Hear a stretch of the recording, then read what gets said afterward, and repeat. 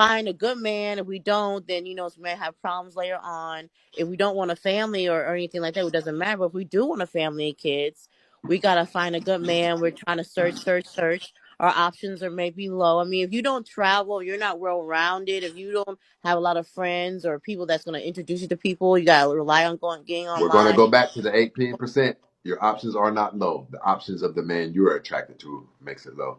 54% of African American men are single and childless.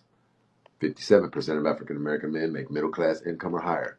So, what the truth of the matter is, the type of men that you ladies want, they're not good for you, and you don't want the ones who are good for you. Can we agree on But that? that is true. But And everyone doesn't want a thug. Everyone doesn't. We just want someone that's gonna Yes, respect us. they do.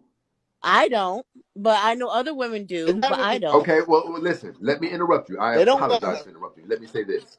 Here's the problem that you guys are having. I agree with you. Every woman doesn't want a thug. What you guys are trying to do is have your cake and eat it too. You're trying to splice something. Because what we know, a computer programmer typically does not come with the muscles. And would you say to my girl, you guys want both. And they don't really exist, not in a large capacity anyway. The guy that you do like for his masculinity, his rough around the edgeness, right?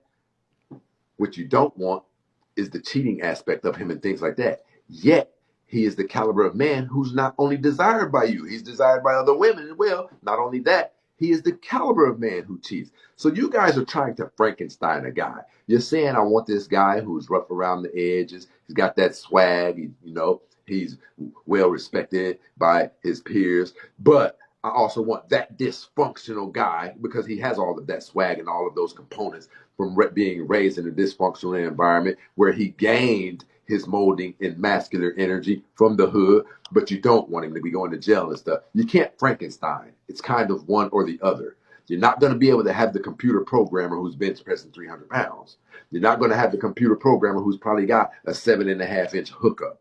So what's going on is you're not getting what you want because it really doesn't exist. You're going to have to, what women call, settle. But men have been settling since the inception of you women. We're the ones who make movies called Pretty Woman. We're the millionaires. We pull you out of diners. Where do you think the saying, rescuing a damsel in distress comes from? From the beginning of time, kings. Where do you think princes come from? And queens.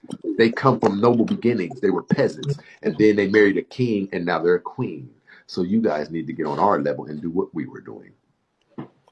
Okay, so Damn, that was a good speech. that's a lot.